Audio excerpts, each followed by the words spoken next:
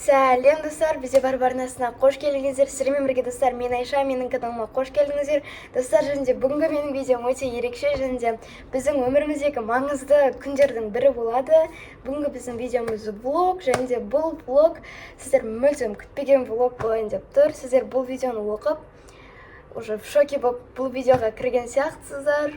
Және мен қазір осы блогта сіздерге өте бір маңызды жаңалықты айтқым келіп отыр, бірақ сіздер оны уже көріп қойдыңыздар.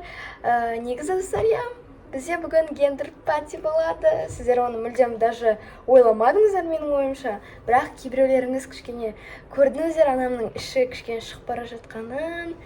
Но достар, уже анам 5 ай болды, уже 4 айдан кейін примерно баланы босанады, және біз бәріміз барлығы отбасымызбен қатты қуаныштымыз, және ойлап жүрміз енді ұл болады деп. Енді атын кім деп қоямыз, соның барлығын да осы влогта айтуға тырысамын. Қазір енді біз папам екеуміз бірге гендер патиге дайындалатын боламыз. Мамам уже білет, мамам да білет, папам да білет баланың қыз ба ұл ма екенін. Тек қана біз төртеуміз ғана білмейміз, балалар ғана білмейді, және біз өте қатты қорқып тұрмыз. Біз енді ұлды қалағанбыз, Мұхаммедшің көбінесе қалаған.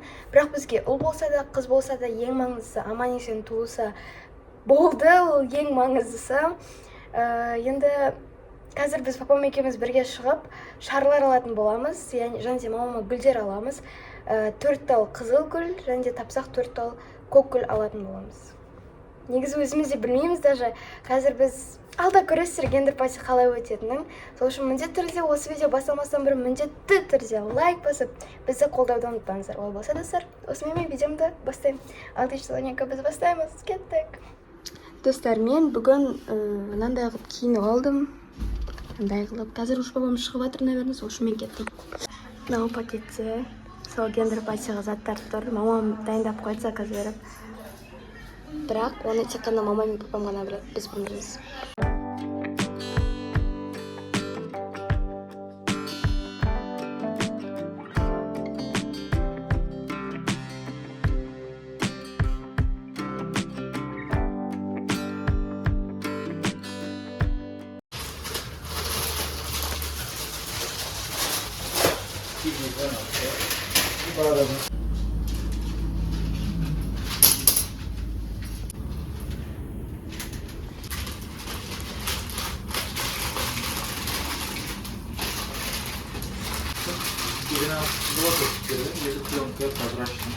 Видно, да, там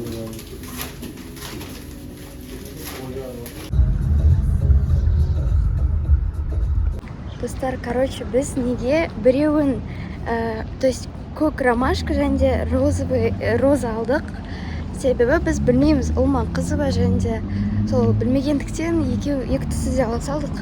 Қазір енді мен магазинге бара жатырмын, себебі біз сол гендер патиден кейін қасында отырып не жасайтын боламыз, пикник жасайтын боламыз. Ойбай, бітті ашылады екен ғой. Достар, короче, мен алдым чипсы и бәрімізді соқ. Еще маған бесплатно анау апай чупа-чупс берді. Күшті өте. Енді қазір папам екеуміз ана бүкілін алуға барамыз. Міне, достар, біз мына жерде жүретін болдық. И қазір... Барагары. Я думала, что бір. Сен кім деп ойлайсың? Аурела. Ұл деп ойлайсың ба? Мен сенің ағамын, и мен ұл екен деп ойлаймын. Сіз кім деп ойлайсың? Мен білем ғой, құрсын Майша. Фатима, сен кім деп ойлайсың? Мальчик или девочка? Старуха деді ғой. Девочка, ты думаешь, ты Я думаешь? тоже думала, что девочка, да? Екеуі команды болайын деп отырсың. Андағы замоқты ашатын сияқты. Андай болды енді қараңыздар. Ұл или қыз? Бой. Маған бәрібір. Я уже вижу.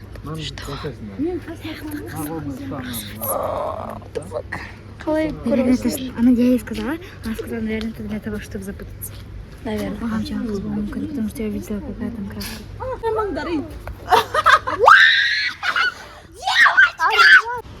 Тупо.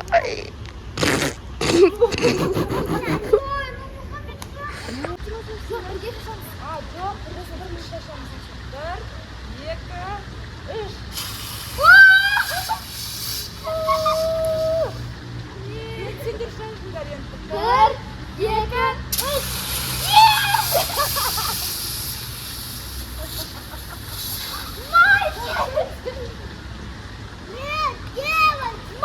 будет спать у нас у троих.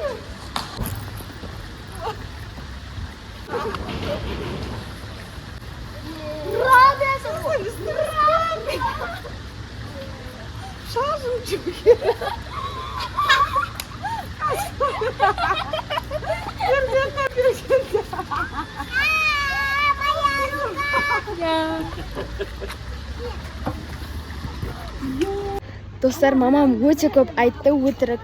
Либо ұл, либо қызы. И біз үшеумізде де ұл болды. Фатимада қана қыз, значит, бізде ініміз болады. Не үшін? Ну, блин, мам, көк болды ғой, дұрыс қой. Жоқ, дұрыс қой. Жоқ, не үшін Фатимада розовый болды? Ну, потому что это обманка. Алдадым. Мне ол деді. Ол сними как. Қазір енді мамама гүл беретін боламыз.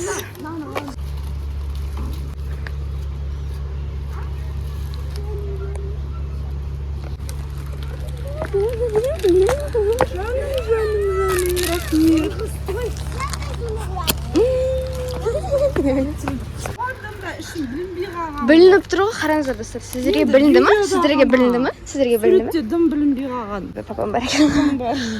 Достар, я знала, вот мне мынау, что знала, что это ол. Но мамам бізді 2 күн бойы алдап жүрді, қыз деп. Аяру деп жүрді. Атын аяру деп қоямыз деп, әбден қамбарын ішті. Мам, енді атын кім деп қоямыз? Оны айтайын. Оны достар біз, короче, басында ойлағанбыз, Ахметжан деп қоямыз деп. Так вот, біз достар басында ойлағанбыз, Ахметжан деп қоямыз деп. Но папам айтады, то, что біздің туысқандарымыз ішінде уже Ахмет деген бір туысымыз бар да. Поэтому болмайды. Біз деген 9 жыл Ахметжан деп қоямыз деп армандадық. Нечестно. Бар ғой, Аружан кеше бүйтеді. Қыз деп алдадым ғой, кешелі бер бұларға интрига жасап жатырмын. Қыз болады, атын кім деп қоямыз, аяру деп қоямыз десем, Мұхамеджан жынданып жатыр, сонда 4 қызың маған жабылады деп. Сөйтсе Аружан қуанып жатыр ғой, біз деген 4-те боламыз, команда боламыз дейді. Команда болып Мұхамеджанға жабыламыз дейді да, короче. Диванда жатқандай. Диванда жатқандай. Причем-то сіздің ішіңізде жатыр вообще-то. Видео түсіріп ма? Скоростно азайтқан кезде күшті. Достар, қазір енді мен пицца жаққа қарай бара жатырмын, себебі біз жаңа пицца заказ бергенбіз пикникке. Сол пикникке пиццамызды заказ уже дайын болыпты, сол үшін соны ауылға бара жатырмыз. Достар, мен алдым пицца 2 фри. Қазір енді мамамдарды күтіп тұрмын. Қазір үйден шығу керек, потому что жаңағы гүлдерді сыйлаған, соларды үйге апарып тастайды. Негізі достар, мен әлі почти сене алмай тұрмын, себебі біз ойлағанбыз бәріміз қыз болады деп, потому что мамам 2 күн сайын бізге айтқан кәдімгі, может аяру деп қоямыз, может Амина деп қоямыз. И вот сосын біз ойлағанбыз бәріміз, ну все, точно қыз деп. Оказывается, ол. Енді атын әлі білмейміз кім деп қоямыз. Енді папам ойланып жатыр. Бұйырса Ахметжан деп негізі бәріміз қойғымыз келген, но папам айтады, что уже біздің туысқандарымыз ішінде Ахмет деген жаңағындай айтқандай бар уже адам, сол үшін қоя алмаймыз деп. Но көреміз енді. Енді 4 айдан кейін, еще именно менің туған күнім болған кезде, ол да туылады. Менің туған күнім 2 декабрь, 2 желтоқсан, ал бұйырса сол туылатын баланың туған күні 16 желтоқсан болу керек. Енді ең бастысы аман-есен туылса болды. Қолымды қараңыздар, көк көңгек, чехолым аттық болғанға. Тоже көк көңгек болды, потому что ол болады бізде. Ура! Қараңыздар, қайшы, жер тоже ойбай баспаған ба? Үйге қарай бара жатырмын, потому что мамамдар уже 10 минуттай болды шықпағанына. Қазір барып көрейін, может, үйде отырған шығар. Бірақ чехолым кішкене наяқта көрінбей тұр, бірақ прям көк көңгек. Еще қазір көрсем. Көрсеттім уже, бірақ наяқта уже нормально болып көрінеді. Ты не рада, потому что он мальчик? Ты дура? Достар, біз неужели на көрпені алдық? И қазір неужели қайда барамыз? Пикник. Ана жерде мамамдар отыр. Біз 1 сағат күтіп отқан. Келдік уже паркке. Біз парктың мынандай жақтарында жасайтын боламыз, пикник. Алдында да жасағанбыз. Бірақ ол кезде папам болған, и Аружан болмаған. А қазір наоборот болып отыр. Сен де примерно мама алдыңғы жерге отырайық, я? Со, ана жерлерге отырамыз да. Потом сол жерде жейміз. Мынау вообще қараңыздар жап-жасыл. Осы жерге отырамыз.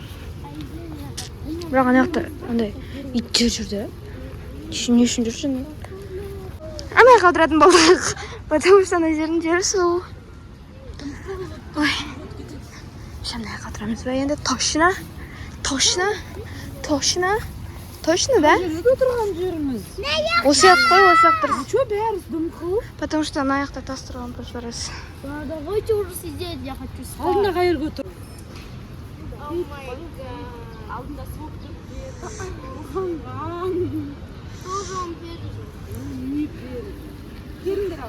Давай, Аружан, садись. Аружан, это для тебя первый опыт, потому что в прошлый раз тебя не было. Қазір мен... Бізде не, қандай заттар бар екен, қазір көрсем. Ақылы қандай. Кетші бар е. Ай, ана жері. Маргарито. И салфетки. Кола. Нет, это для мамы вообще-то. А я чё? Ты вот это будешь пить, держи. Қазақша сөйлесіңдерші. Дан меньше. Аржан, танда. Давай. Сончик. Фатима, значит, но сам без выбора. Прикиньте, мына маған анау апай бар ғой, Никадағы корейский. Осы бесплатно берді ғой. Не үшін? Білмеймін.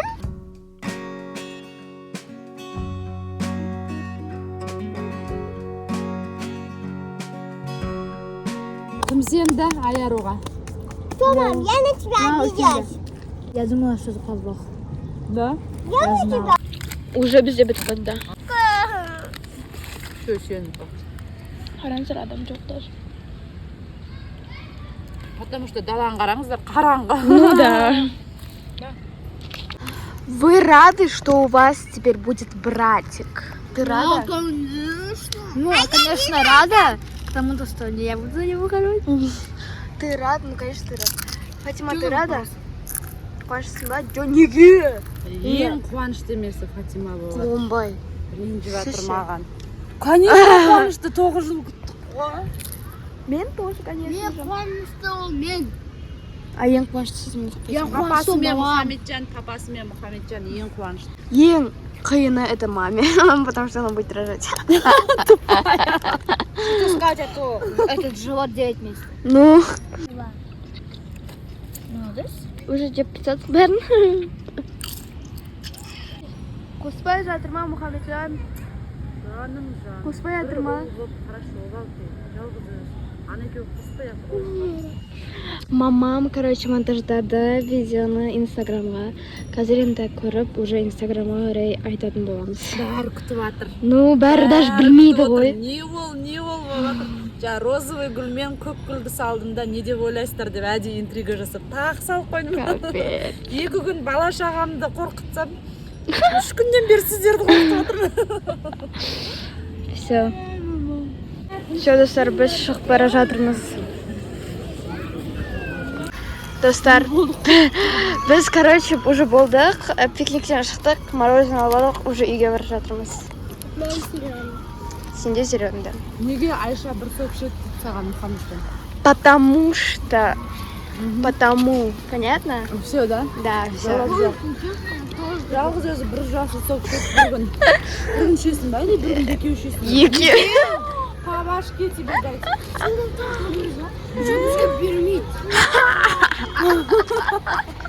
Достар, біз үйге келдік. Қараңыздар, мен үйге осыны сақтап қойдым. Барлығы уже мусорға тастап тастады, ал бұл енді мен үшін мен любой заттарды просто так сақтай беретін адаммын, сол үшін бұны да мен сақтап қоямын. Ертең өскеннен көрсем, міне осымен біз сені анықтағанбыз деп. Достар, енді осымен біздің видеомыз аяқталды. Бүгін гендер пати вообще мамамның 2 қабат екені, біздің отбасымыз толатынын вообще сіздер білмедіңіздер, және точно оны күтпедіңіздер. сол үшін де осы видеомыз ұнады деген үміттеміз. Міндетті түрде өздеріңіздің пікірлеріңізді комментарияға жазыңыздар. Біз оны уже постқа салып қойдық жаңа ғана. Және өте көп адам құттықтап жатыр, қолдап жатыр. Сондықтан да барлықтарыңызға рахмет. Барлықтарыңызды қатты жақсы көреміз. Ой болса енді 4 айдан кейін біз енді сол баламен бірге видео түсіретін боламыз. Енді осымен менің видеом аяқталды. Сіздерге осы видео ұнады деген үміттемін. Міндетті түрде мені қолдап лайк басып, маған тіркелуді ұмытпаңыздар. Ой болса осымен мен видеомды аяқтаймын. Қош сау болыңыздар.